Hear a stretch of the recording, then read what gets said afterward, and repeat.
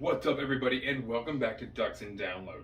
In this comic book breakdown, we're going over the High Republic Phase 2 main run, issue number 7.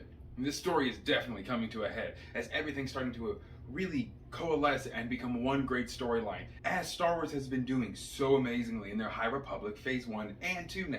Watching the story through the Battle of Jehda just constantly evolve and shape through different eyes has been amazing, and I can't help but really hope the best for Jedi Master Vildar and the Padawan, Matty. It opens up back with Vildar having that last-second fight with Kraden, of course the bartender and owner of the establishment, Enlightenment, doing everything he can to get these random people who just need help to safety. Well, after rioters show up behind them and trap them in this alley, that's when Kraden puts his money where his mouth is and decides to let people in and truly make this a safe haven. Vildar and Matty turn around to protect all of those inside of Enlightenment and make sure that these rioters don't get in and cause more destruction, in which case we see one of the most hilarious things ever. They simply tell them, hey, don't do this. Please step aside, turn around. We don't need to fight. One of the guys turns around and says, he's trying to Jedi mind control me. He's trying to control us. Because then Padawan Matty actually will look at Vildar and ask him, did you do that? And of course he replies, no. Everything is chaotic here, and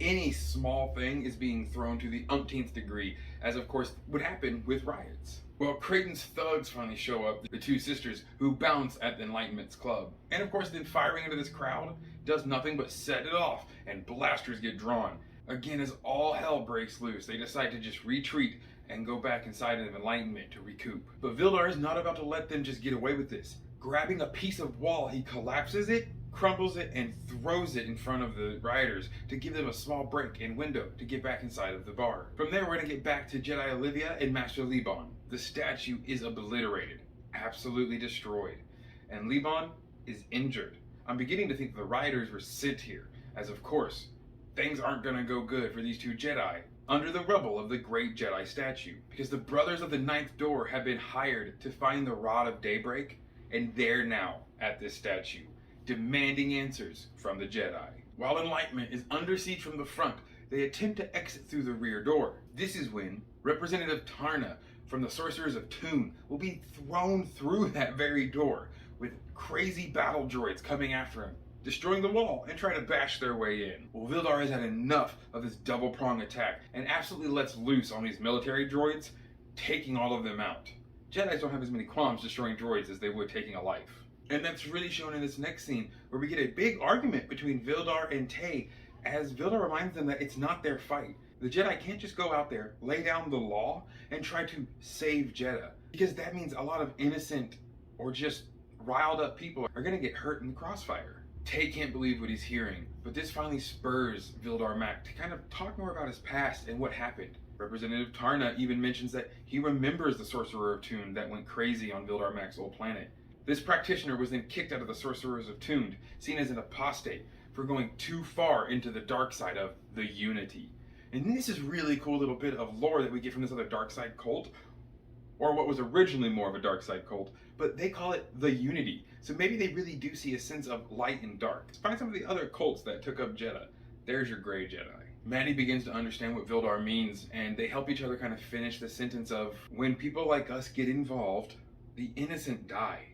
And they're not wrong. Jedi understand that their lightsaber is a last case scenario, but when that lightsaber is brandished, all it does is make people who are angry, angrier, because now they think that the Jedi are there to oppress them and put their will upon them and put their nose in the business that doesn't belong, as a lot of people would think the Jedi do. Speaking of death, we now get a final callback from Olivia, reaching out to Matty and Vildar, crying out for help.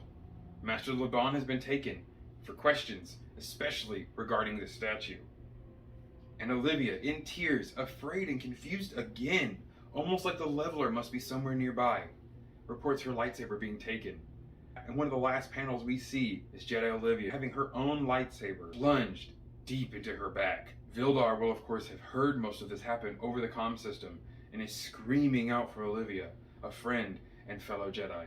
And that's where it ends. I can tell you this next comic is either going to be a Jedi looking for revenge, which could lead to all kinds of darkness, or the people of Jehda finally coming back together and clearing the streets. As we do know, the Battle of Jehda won't last for much longer and does come to an end. Alright guys, thank you so much for listening to this comic book breakdown. I can't wait to share the next one. And as Phase 2 begins to slowly wrap up, I'll take all of the books, the comics, and just like I did with Phase 1, give a complete era summary, because this has been wildly amazing. Thank you all so much for stopping by, and as always, may the Force serve you well.